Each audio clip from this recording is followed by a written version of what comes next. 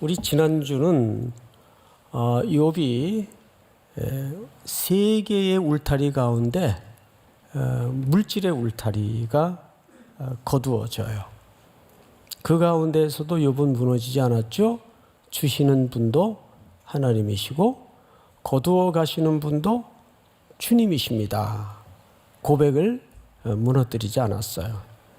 심지어는 두 번째 울타리인 육신까지 무너짐에도 불구하고 거의 죽은 사람과 방불한 상황에 떨어졌음에도 불구하고 아내의 푸념 섞인 애정이 담아진 그런 독설에도 불구하고 무너지지 않았어요. 이제 욥에게는 영혼의 담이 남아 있어요. 이 세 번째 울타리가 사실상 욥기 전체를 관통하는 아주 큰 주제가 될 겁니다. 자, 우리 오늘 본문이 4장이에요. 몇 장을 건너뛰었죠? 3장을 건너뛰었습니다. 건너뛰는 것이 아니라 3장을 살짝 스케치만 하고 지나가려고 합니다. 2장 몇 절을 보시냐 하면 욥기 12절을 보세요. 멀리서 세 친구가 약속을 하고 찾아옵니다. 엘리바스, 빌닷, 소발이라는 사람이 찾아오는데 욥을 위문하고 위로하려 하여 서로 약속하고 오더니 12절 이렇게 되어 있죠. 눈을 들어 멀리 보매 그가 욥인 줄 알기 어렵게 되었으므로 그들이 일제히 소리질러 울며 각각 자기의 겉옷을 찢고 하늘을 향하여 티끌을 날며 자기 머리에 뿌리고 그 친구들이 충격을 받은 거예요. 어떻게 이럴 수가 있나. 너무너무 큰 충격을 받았어요. 그리고는 그 충격의 강도를 잘 설명했는데 13절 우리 한번 같이 읽읍시다. 시작.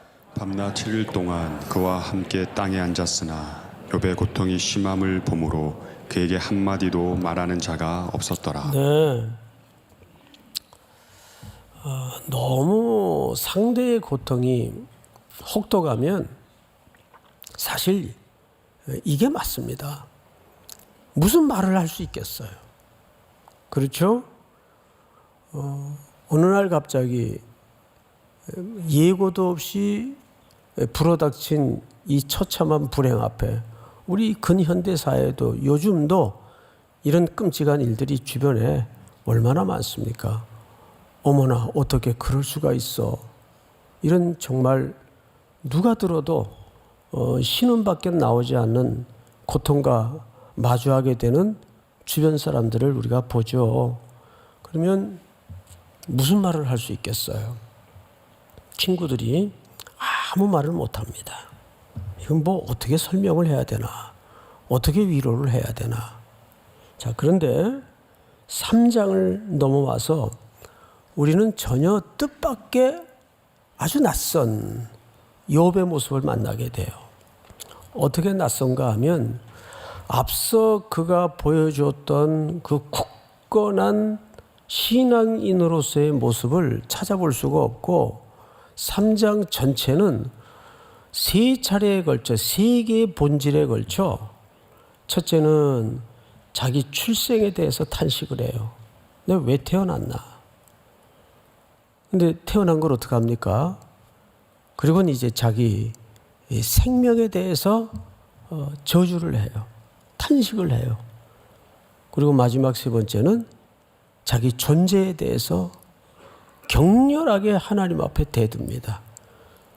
그리고 분기탱천에서 아주 거친 표현으로 온 우주 만물의 언어를 다 동원해서 하나님에 대해서 대들어요. 질문을 해요. 퍼부어요. 그러니까 이건 우리가 기본적으로 알고 있던 욥의 모습과는 너무 생경스러운 모습이란 말이죠.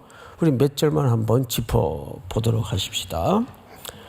3장 1절을 볼까요? 그 후에 욥이 입을 열어 자기의 생일을 저주하니라.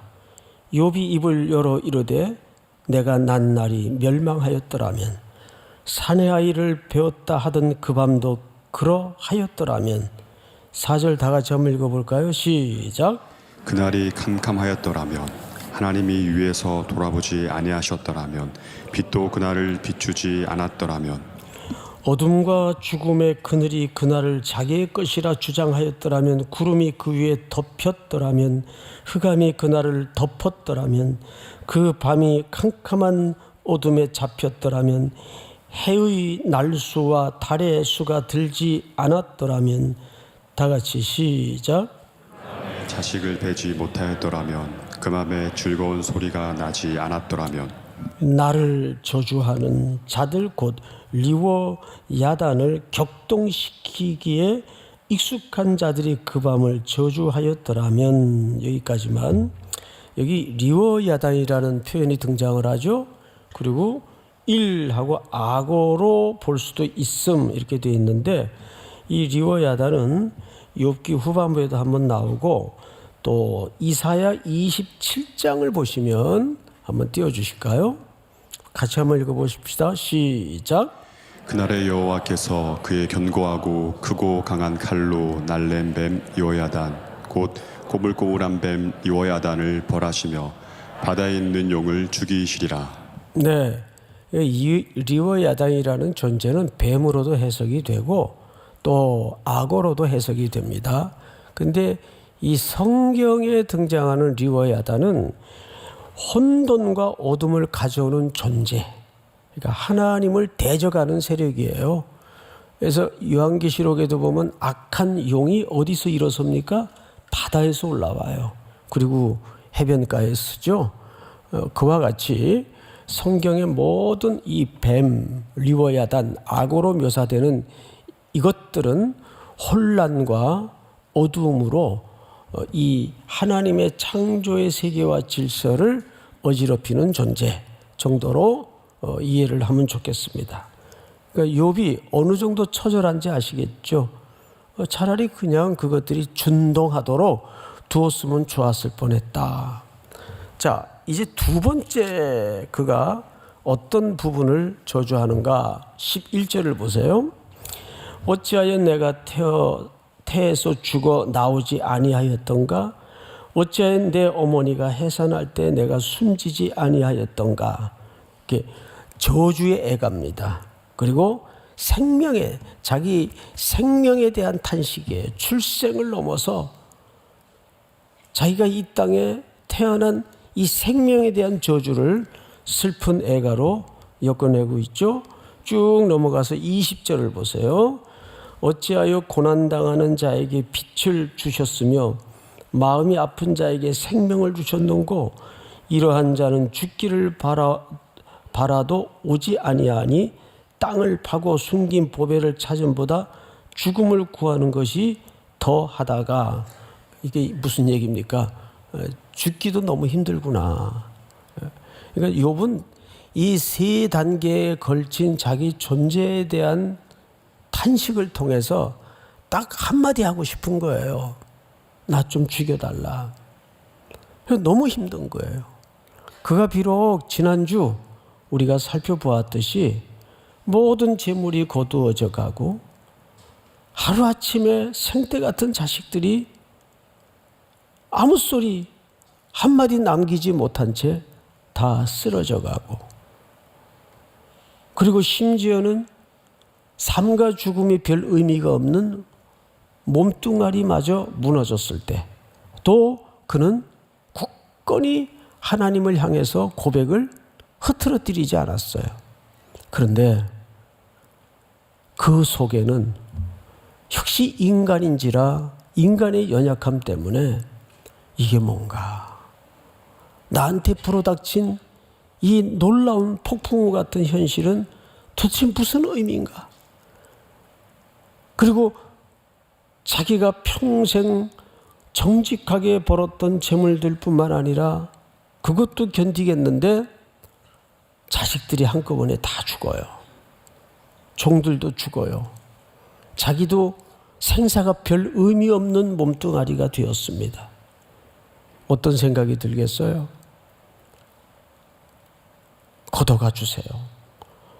이젠 내가 이 땅에 호흡하고 존재하는 것이 별 의미가 없습니다. 이게 딱 3장까지는 욥의 거친 호흡과 입김과 분노를 통해서 하나님 앞에 절규하는 거예요. 저는 3장에서 마저 욥이 하나님 감사합니다 이랬다면 이 성경이 좀 문제가 있지 않겠는가. 예? 여러분, 기독교는 그렇게 광기설인 맹목적인 신앙을 우리에게 요구하지 않아요. 항상 하나님은 자기 백성들의 슬픔과 고통과 늘 마주해 주시고 그것을 공감하시기 위해서 이 땅에 아들 예수 그리스도를 피조물의 몸을 입혀서 보내시지 않습니까? 그러니까 우리의 눈물과 우리의 슬픔을 돌아앉아 문을 꽝 닫고 들어가시는 분이 아니에요. 나 몰라. 그런 분이 아니에요. 제가 책에서 읽은 것 같아요. 책에서 읽었는지 라디오로 들었는지 지금 뭐 기억이 너무 오래돼서 한 20몇 년 전, 20몇 년이 뭐예요 벌써? 90년대니까 훨씬 넘었겠죠? 그건 한 30년 전의 내용인데 기억은 분명치 않은데 어느 여성이 라디오로 찰스 스윈돌 목사님에게 상담을 했어요. 상담 프로예요. 그런데 어떤 고통인가 하면 교통사고로 두 딸을 잃고 그 차에 함께 타셨던 어머님마저 하루아침에 잃었어요. 남편은 먼저 세상을 떠났고 이제 자기가 홀로 남은 거예요. 근데 이 자매님이 아주 신실한 분이에요. 여기 상담 프로그램의 주최자인 스윈돌 목사님에게 직접 전화를 한 겁니다. 어떻게 하나님 나한테 이럴 수 있어요? 내가 그렇게 잘못 살았나요? 저 그렇게 잘못 산 것 없는데 정말 행복했는데 아무 결함이 없는 가정이었는데 어떻게 이렇게 풍비박산을 하루아침에 내시는 법이 어디 있어요? 한참 스윈돌 목사님이 그 상담을 듣고 있다가 웬만한 목사님 같으면 신앙적 권유를 했을 거예요. 그럴수록 말씀 읽고 기도하고 뭔 놈의 기도가 나오겠어요 거기서. 무슨 말씀이 들어오겠어요. 보통 우리는 그렇게 권면하는 게 익숙하잖아요. 근데 스윈돌 목사님이 깜짝 놀랄 만한 이야기를 해요. 자매님, 지금 바로 차를 타고 아무도 없는 벌판으로 나가셔서 하늘을 향해 하나님을 대고 막 욕을 하십시오. 실제 있었던 상담 내용이에요. 욕을 하십시오. 제가 그 월트 브루그만이 쓰신 그분이 그 시편의 아주 대가입니다. 그 시편을 쭉 읽어보면 시편은 두 가지예요. 하나님에 대한 절규예요. 모든 게. 근데 그 언어들이 막 팔딱팔딱 뛰는 생선들처럼 살아있어요. 그 고통의 비명소리가. 종교적인 언어도 없어요. 그리고 또 하나는 그 고통 너머에 그 입술에 하나님이 찬양을 어떻게 두시는가. 시편은 나눠보라면 이 두 가지예요. 그런데 대부분이 그 시인들의 비탄, 비애, 절규입니다. 욥은 그런 것처럼 오늘 그도 역시 따스한 온기를 가진 인간이었다는 사실 앞에 사실 우리가 눈물이 나는 거예요. 오늘 이 가운데도 멀쩡히 앉아 계시지만 마스크까지 썼으니 표정은 알 수 없지만 얼마나 기막힌 사연들이 많겠어요. 제가 어제 어느 집사님한테 목사님 요즘 욥기 강의 들으면서 우는 사람 많아요. 근데 자기는 또 그 우는 거 보고 은혜를 받으셨대요. 예. 뭐 아무튼 은혜만 되면 되죠. 이게 사실 우리들의 얘기 아니에요.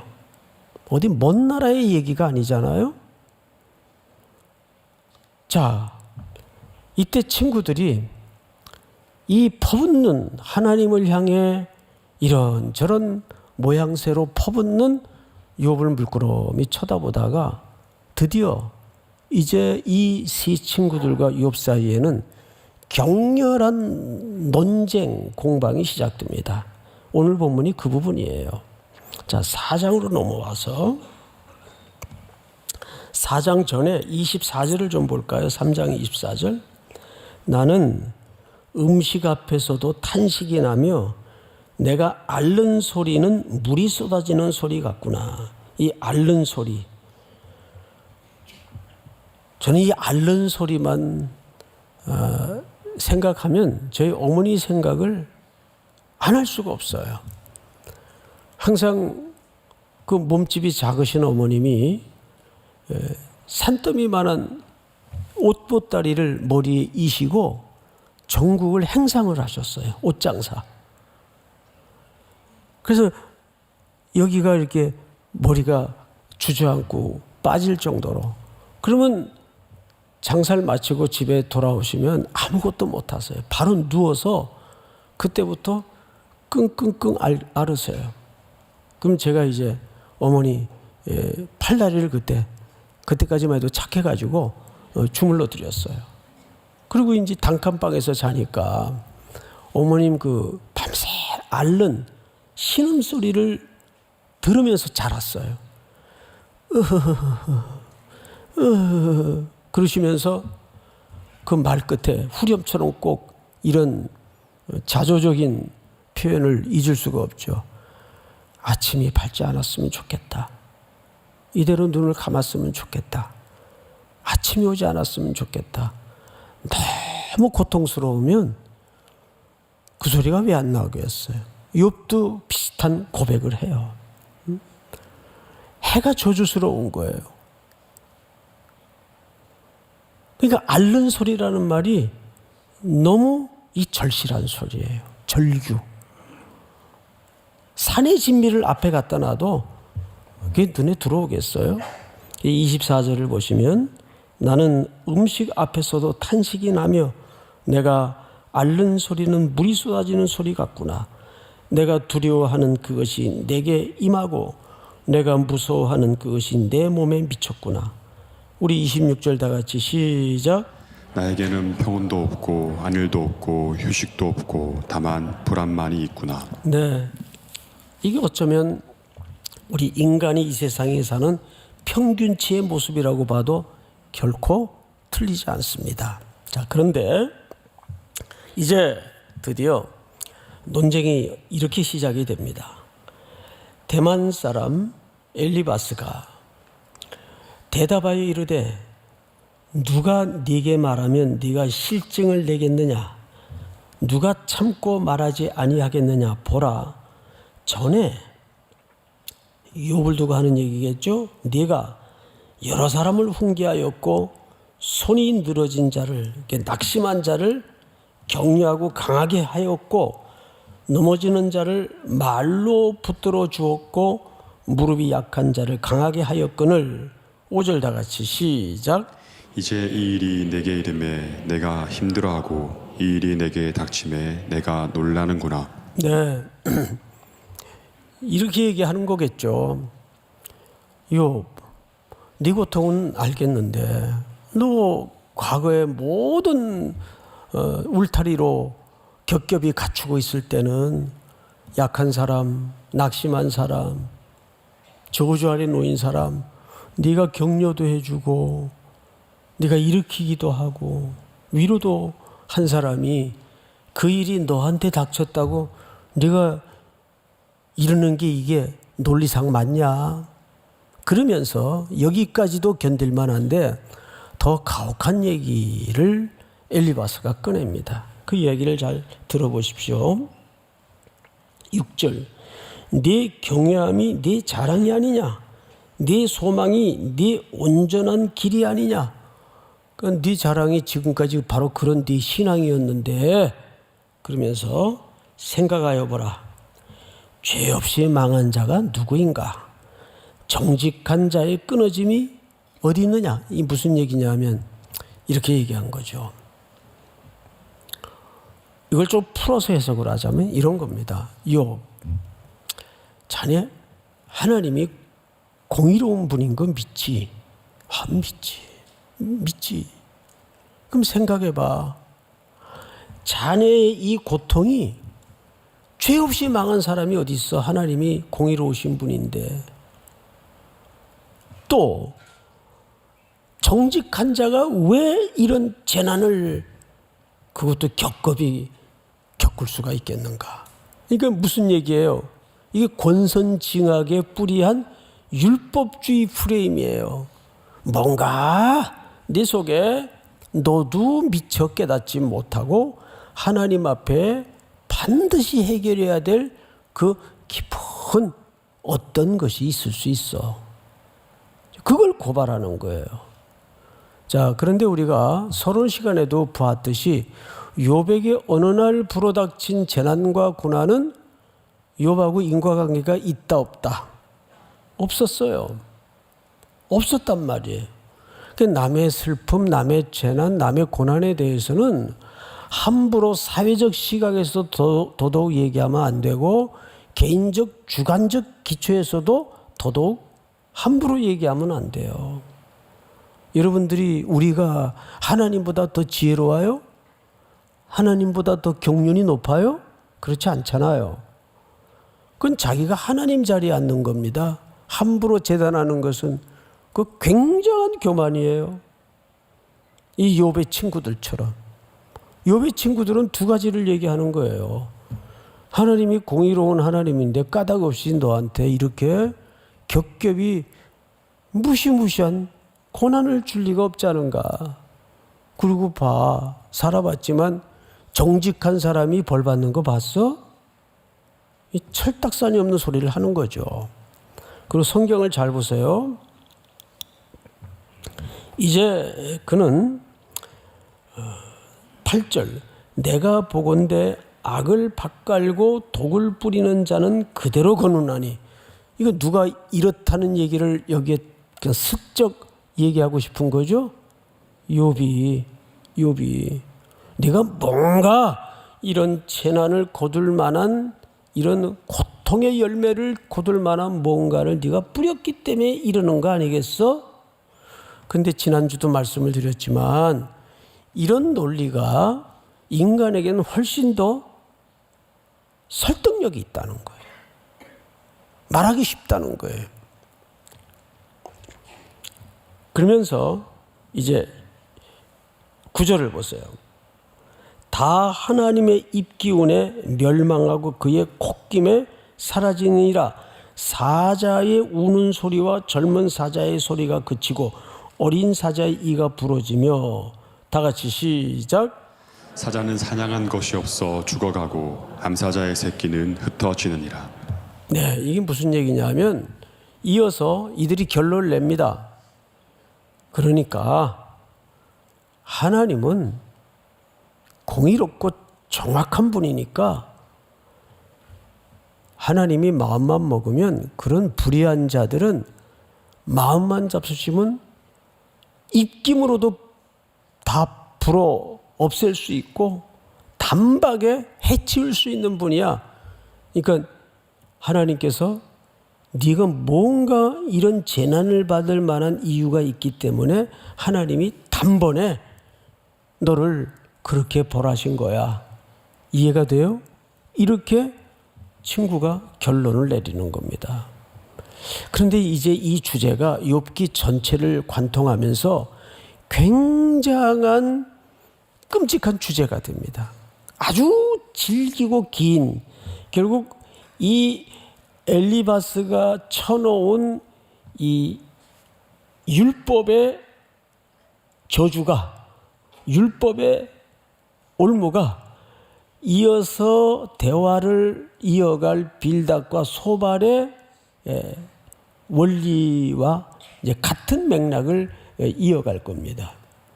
자, 우리는 여기서 한 가지 아주 소중한 결론 앞에 도달해보고자 합니다. 아까도 말씀을 드렸지만 욥은 이 3장의 욥의 절규가 없었다면 이 욥기는 아주 차가운 율법주의의 냉혹한 교과서가 되고 맙니다. 근데 욥의 이 절규 속에서 우리는 욥기 전체를 쫓아가다 보면 어떤 결론과 마주하게 될까? 이건 스포가 아니라 우리 기억도 꺼내기 싫은 근현대사의 참혹한 최근에까지 있었죠. 길거리에서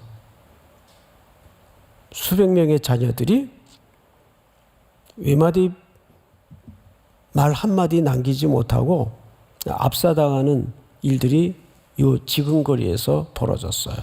한 160명의 사상자가 났죠. 그 죽음에 대해서. 또 이제 좀 지나긴 했지만 차가운 바닷속에 수학여행길에 흥겨웠던 아이들이 배와 함께 침몰하는 광경을 우리는 지켜봤습니다. 그 부모들의 오열과 절규를 놓고 이 사람 저 사람 얼마나 말하기 쉬웠습니까?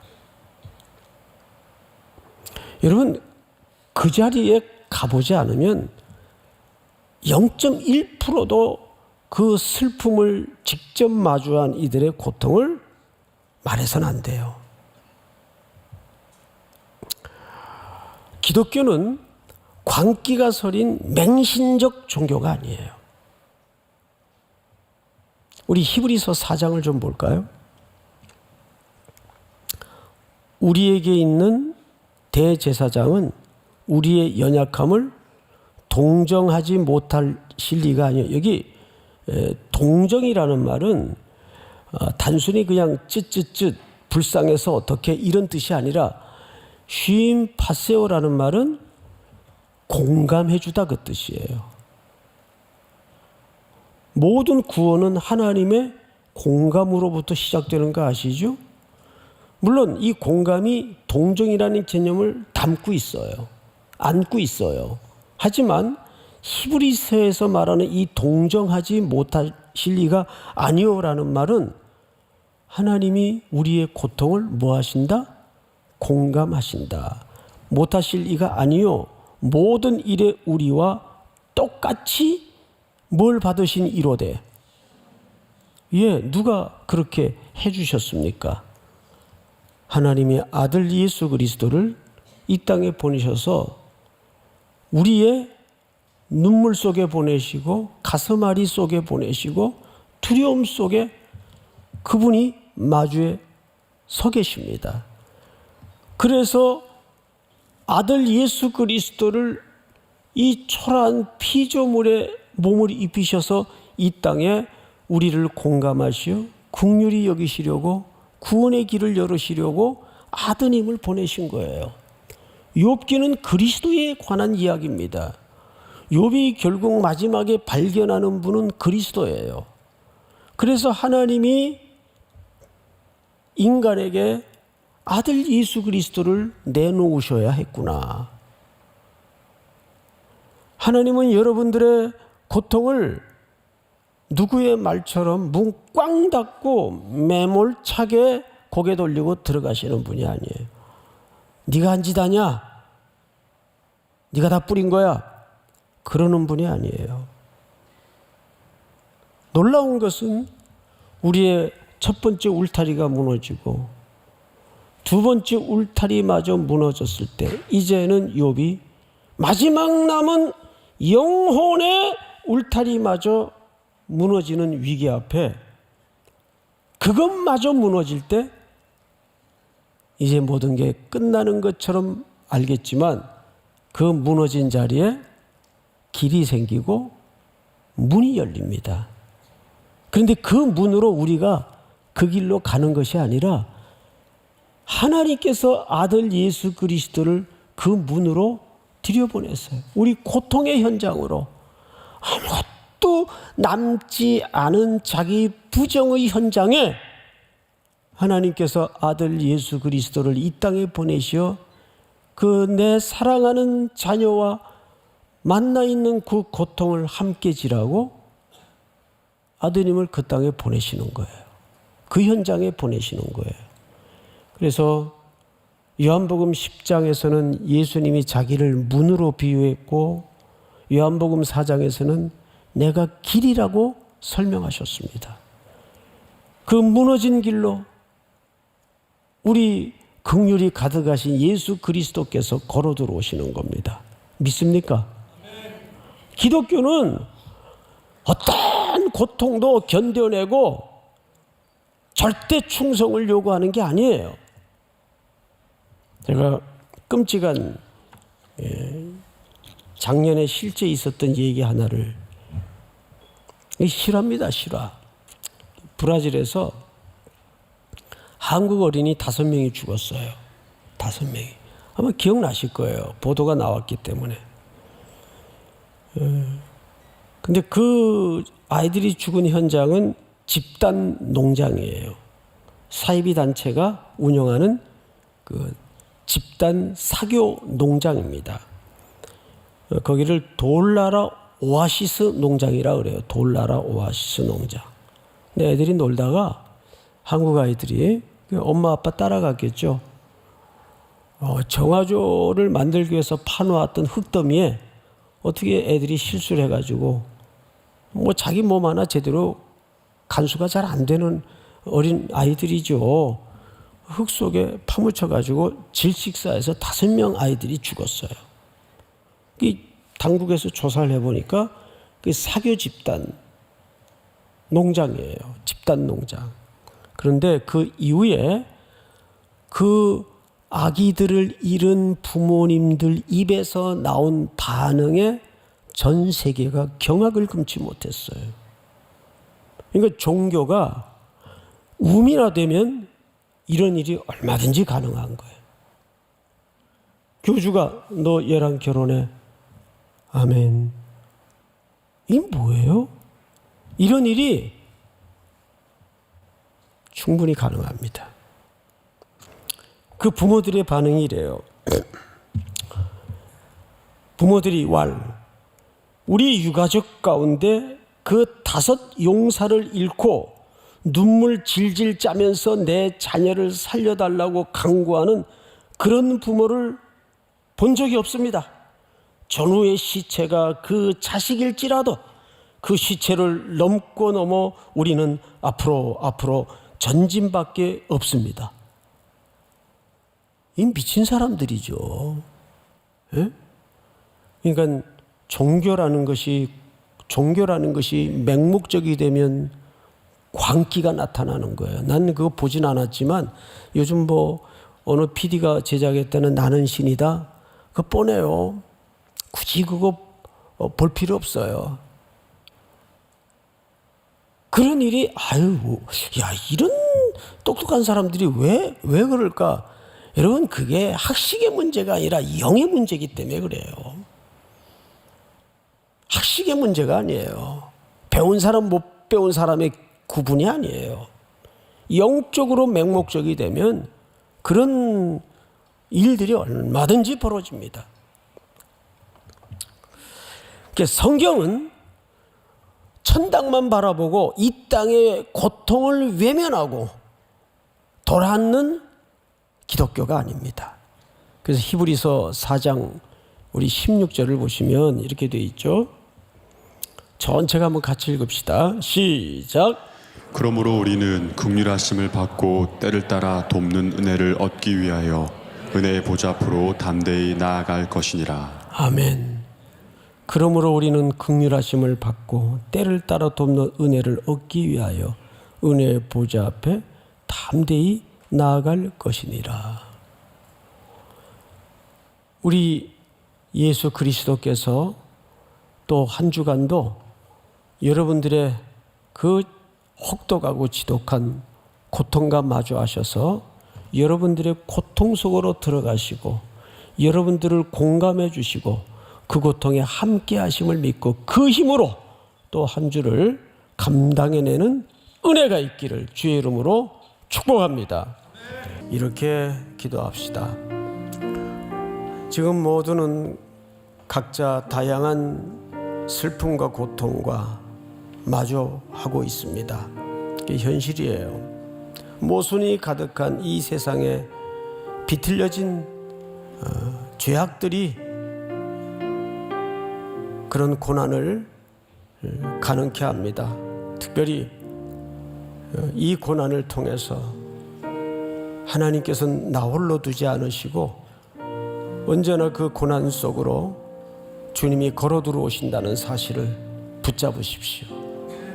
하나님께 나아간 자는 반드시 그가 계신 것과 또한 자기를 찾는 자들에게 상 주시는 이심을 믿어야 합니다. 오늘도 이 약속의 말씀을 붙들고 여러분들이 오랜 세월 또는 단기적으로 끌어안고 신음하는 고통의 문제들을 주님 앞에 내려놓고 이제는 그 고통이 나의 문제가 아니라 주님의 문제가 되도록 맡기는 순종이 있도록 이끌어 주시옵소서. 우리 시간 다 같이 한번 주여 부른 다음에 통성으로 기도합니다.